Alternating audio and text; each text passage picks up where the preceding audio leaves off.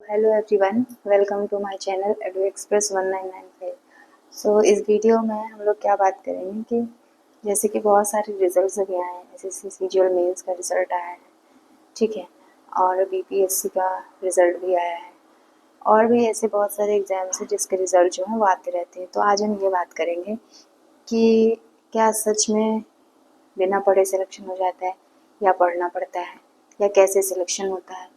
तो क्योंकि बहुत लोगों को ऐसा होता है, डिमोटिवेट हो जाते हैं पढ़ते पढ़ते, क्योंकि उनका सिलेक्शन नहीं हो रहा होता है कहीं, और वो पढ़ते जाते, ठीक है। तो इसमें बात करेंगे हम लोग कि क्या सच में पढ़ने से ही सिलेक्शन होता है, नहीं पढ़ने से सिलेक्शन होता है, क्या हम लोग को ऐसा क्राइटेरिया फॉलो करना चाहिए, क्या ऐसी चीज़ें फॉलो करनी चाहिए जिससे कि हमारा सिलेक्शन भी हो, ठीक है। क्योंकि बहुत सारे ऐसे लोग हैं जो सिलेक्शन के बाद अपना ऐसा वीडियोज़ इतनी अच्छी अच्छी डालते हैं कि बच्चों को बहुत ज़्यादा ये होता है, अपने अंदर से ऐसा आता है कि काश हमारा भी सिलेक्शन हो जाता तो हम भी ऐसा कर रहे होते। तो ठीक है, इस वीडियो में यही बात करेंगे, ठीक है, कि कैसे सिलेक्शन लेना है। क्योंकि मैं भी जो है वो जे से हूँ, ठीक है, केवीएस में, और मुझे पता है कि मैंने किस तरीके से सिलेक्शन लिया, ठीक है, और क्या फॉलो करना चाहिए, क्या बुक्स फॉलो करना चाहिए, नहीं फॉलो करना चाहिए, कितना पढ़ना चाहिए, कितना नहीं पढ़ना चाहिए, ये हम इस वीडियो में बात करेंगे। तो सबसे पहले तो वेलकम टू माय चैनल। मेरा चैनल का नाम है एडू एक्सप्रेस 195। तो इस चैनल को आप लोग सब्सक्राइब कर लीजिए, क्योंकि इसमें मैं आप लोगों के लिए बहुत ही इंपॉर्टेंट इन्फॉर्मेशन डालती होंगी जो कि आप लोगों के कॉम्पिटिशन से, प्रिपरेशन से रिलेटेड होगा, ठीक है। तो चलिए स्टार्ट करते हैं वीडियो। फर्स्टली आप लोगों से रिक्वेस्ट है कि प्लीज़ चैनल को सब्सक्राइब कर लीजिए, ठीक है। चलिए स्टार्ट करते हैं। देखिए, पहली बात, अभी सीजीएल मेंस का रिजल्ट आया है। सीजीएल मेंस का रिजल्ट आया है जिसमें कि बहुत सारे ऐसे बच्चे हैं जिनके 390 में से अप्रॉक्सीमेट 345, 350, 370 इस तरीके से मार्क्स आए। तो आप लोगों को क्या लगता है 345, 350, 370 मार्क्स लाना इतना आसान है? ऐसा कुछ भी नहीं है। 3 से लेकर के कम से कम बता दें, 3 से लेकर के 4 साल तक बच्चे लगातार कंटिन्यूअस वे में लगे रहते हैं, कंटिन्यूअस वे में लगे रहते हैं, पढ़ते रहते हैं, उसी सिलेबस को रिवाइज़ करते रहते हैं, बार-बार रिवाइज़ करते रहते हैं, ठीक है। और उसके बाद टेस्ट देते रहते हैं, मॉक टेस्ट कितने लगा चुके होते हैं ये लोग। और बहुत ऐसे बच्चे होते हैं जो कि 3-4 साल सिलेक्शन वो भी करते हैं, ठीक है। बहुत ऐसे बच्चे होते हैं जो कि 3-4 साल सिलेक्शन करते हैं, लेकिन उनका क्या होता है कि 3-4 साल वो लोग भी पढ़ते हैं, लेकिन वो लोग कंटिन्यूअस नहीं पढ़ते हैं। वो लोग 2 महीने पढ़े, उसके बाद कुछ दिन के लिए छोड़ दिए, फिर 1 महीने पढ़े, फिर उसके बाद कुछ दिन के लिए छोड़ दिए, फिर क्या सोचे कि चलो ये वाला फॉर्म आया, ये वाला डाल देते हैं, इसका सिलेबस भी तो सीजीएल जैसा ही है, ठीक है। फिर सोचते हैं कि चलो रेलवे का फॉर्म आया, इसका भी तो सिलेबस सीजीएल जैसा ही है। तो ऐसे फॉर्म भरते रहते हैं, और फिर क्या करते हैं, बीच में पढ़ाई भी छोड़ते रहते हैं, कंटिन्यूस उनकी पढ़ाई होती भी है।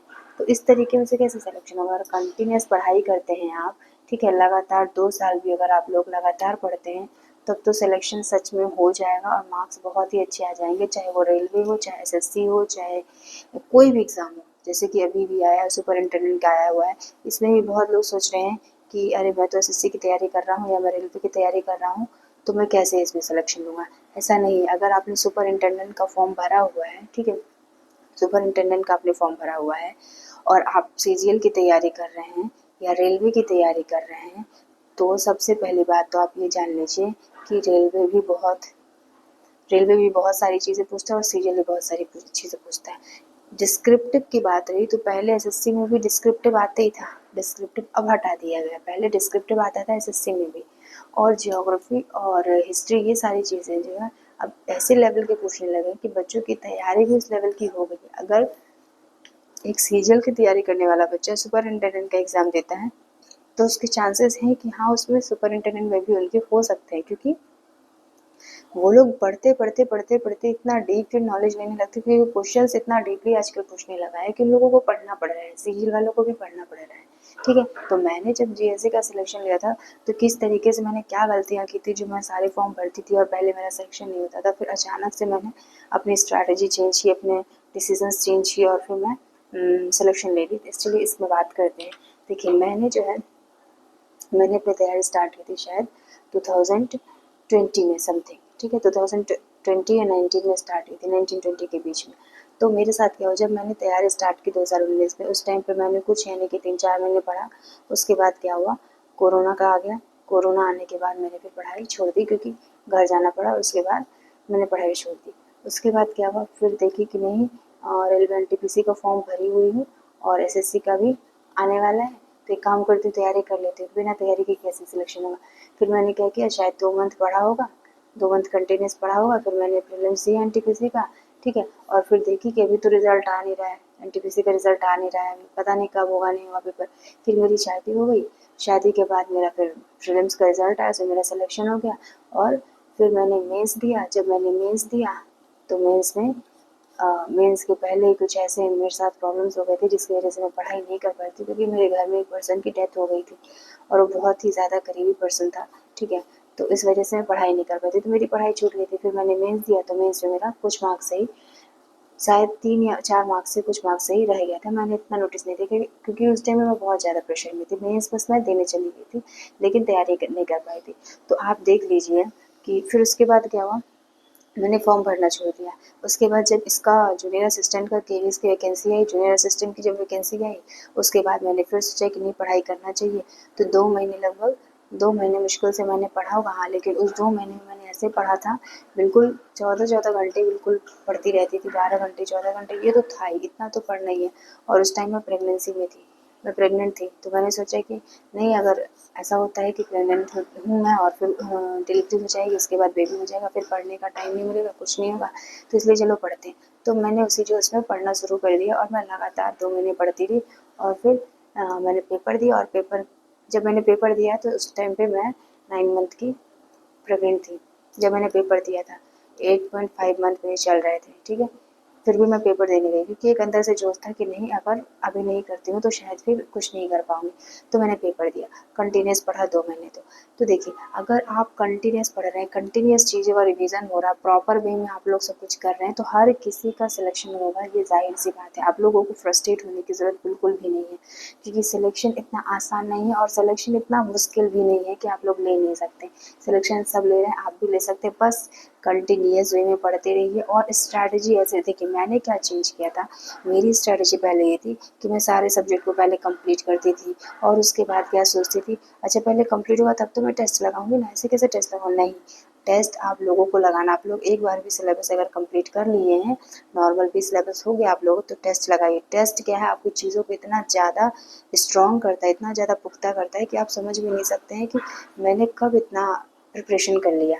टेस्ट आपकी चीज़ों को बहुत स्ट्रॉन्ग करता है, ठीक है, वही वही चीज़ें रिवाइज होती है। आप लोग टेस्ट दीजिए, टेस्ट बहुत ज़रूरी है, टेस्ट दीजिए, सिलेबस पे स्टिक रहिए, जिसका जो सिलेबस है उतना ही पढ़िए, क्योंकि अगर सिलेबस पे आप स्टिक नहीं रहते, जैसे कि मान लीजिए जनरल साइंस पढ़ना शुरू किए, जनरल साइंस पढ़ते पढ़ते आप भूल गए कि मुझे इतना ही लेवल पढ़ना था, इतना डीप नहीं जाना था, तो आपने वो टाइम तो उधर दे दिया, तो जो बचा हुआ टाइम है दूसरे सब्जेक्ट में देना था, लेकिन आप साइंस में घुसते हुए चले गए। तो ऐसा नहीं करना है, जितना पूछा जा रहा है उतना ही पढ़िए, क्योंकि अगर आपको सिलेक्शन लेना है तो सिलेक्शन आपका तभी होगा जब आप सेलेक्टिव चीज़ें पढ़ेंगे, आपको सेलेक्टिव चीज़ें ही पढ़नी है, नहीं तो सिलेक्शन नहीं होगा। इसीलिए आप लोग जो है, मुझे पता है कि बहुत सारे लोग जो है वो फॉर्म भरते हैं, अभी जैसे देखिए एनटीपीसी का क्या है, फॉर्म भरा हुआ है सबने, और पेपर भी बहुत लोग देंगे, जो सीजीएल का पेपर दिए हैं ना और सीजीएल में फेल हुए हैं, कुछ मार्क्स मेंस में रह गए, देखिएगा वो एनटीपीसी में जम के लगे रहेंगे। तो बहुत लोग तो अपनी पढ़ाई को इतना ज़्यादा इंपॉर्टेंट दे रहे हैं, वो लोग पढ़ रहे हैं, लगातार पढ़ रहे हैं, बहुत लोग अपनी पढ़ाई को इंपॉर्टेंस दे ही नहीं रहे हैं, वो लोग एकदम बीच में छोड़ देते हैं, फिर कहते हैं अरे रिजल्ट नहीं आ रहा, अरे एडमिट कार्ड नहीं आ रहा, अरे, तो फिर नहीं होता है सिलेक्शन। मैं बता रही हूँ, मेरा पर्सनल एक्सपीरियंस है, सिलेक्शन आराम से रुक जाएगा। आप 2 मार्क्स 4 मार्क्स, ये एक बहाना रह जाएगा कि हाँ 2 मार्क्स रह गया, 4 मार्क्स रह गया, ठीक है। लेकिन अगर आप कंटिन्यूस पढ़ते हैं तो कोई बहाना नहीं रहेगा, 2 मार्क्स 4 मार्क्स 10 मार्क्स आपके आगे आएंगे, पीछे नहीं आएंगे, आपका सिलेक्शन नहीं रुकेगा। सो मैं आप लोगों से यही रिक्वेस्ट करूँगी कि देखिए, आप लोगों की तरह मैं भी एक स्टूडेंट रह चुकी हूँ, ठीक है। तो मुझे पता है कि क्या प्रॉब्लम फेस करने पड़ते हैं, जब हम पढ़ाई करते हैं तो बहुत सारी चीज़ें ऐसी होती हैं जो बहुत टेंशन देती है, बहुत ज़्यादा। ऐसा लगता है कि क्या करें नहीं करें, कुछ समझ में नहीं आ रहा, पैसा भी खुद का नहीं है, पढ़े जा रहे हैं, सिलेक्शन नहीं हो रहा है, ऐसा नहीं है। आप पढ़िए तो सब कुछ भूल जाइए, कोई चीज़ इम्पोर्टेंट नहीं है, सिर्फ पढ़ाई करिए, ठीक है। अभी आप लोगों के पास एनटीपीसी इतनी बड़ी वैकेंसी पड़ी हुई है, आप लोगों ने फॉर्म भी ज़रूर ही भरा होगा, तो आप लोग बिल्कुल लगातार पढ़िए, बिल्कुल लगातार पढ़िए, ये नहीं सोचिए कि एडमिट कार्ड आ रहा है नहीं आ रहा है, क्योंकि मैं जान रही हूँ जिन लोगों का सिलेक्शन हो रहा है ना, मैंने मैंने मैंने मतलब मैंने देखा है, मैंने फील किया, मेरा पर्सनल एक्सपीरियंस है कि जिन लोगों का सिलेक्शन हुआ है सच में वो लोग कंटिन्यूस पढ़े हैं। तो ठीक है, सबसे पहली बात तो आज के लिए इतना ही। हाँ, मैंने बताया आप लोगों को कैसे स्ट्रेटजी रखिए, ठीक है, कैसे आप लोग पढ़ाई करिए, जिसके बाद आप लोगों का सिलेक्शन होगा, ठीक है। तो मिलते हैं नेक्स्ट वीडियो में। नेक्स्ट वीडियो में मैं आप लोगों के लिए सर्कल एक बहुत इम्पॉर्टेंट चैप्टर है। सर्कल के जो थ्योरम्स हैं, रूल्स हैं, वो मैं आप लोगों को बताऊंगी, ठीक है। तो अगर आप लोग सजेस्ट करें मुझे या फिर अगर आप लोग कहें मुझे, तो मैं आप लोगों को इस पे वीडियो ज़रूर दूंगी।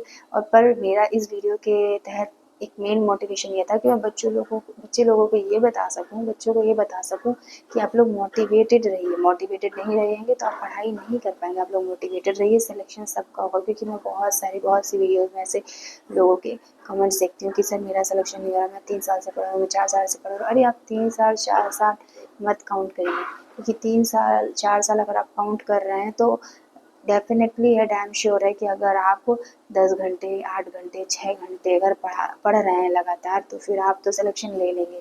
लेकिन आपने ज़रूर कंटिन्यू पढ़ाई नहीं की, बीच में ब्रेक दिया है 1 महीना, 5 दिन, 10 दिन, 15 दिन, उसमें क्या होता है आप लोगों का रिवीजन रुक जाता है, चीज़ें भूलने लगती हैं, तो वो चीज़ें आप लोगों को नहीं करनी है, ठीक है। ठीक है, तो मिलते हैं नेक्स्ट वीडियो में। थैंक यू सो मच आप लोगों का, जो आपने वीडियोस को इतने अच्छे से सुना, इतने अच्छे से देखा, ठीक है। सो मिलते हैं नेक्स्ट वीडियो में। Thank you so much. और आप लोगों से एक बार और रिक्वेस्ट करती हूँ कि प्लीज़ चैनल को सब्सक्राइब कर लीजिए एंड शेयर कर दीजिए वीडियोस को, ताकि दूसरे लोग भी सुन के अपने आप में एक पॉजिटिव एनर्जी ला सके और तैयारी कर सके, ठीक है।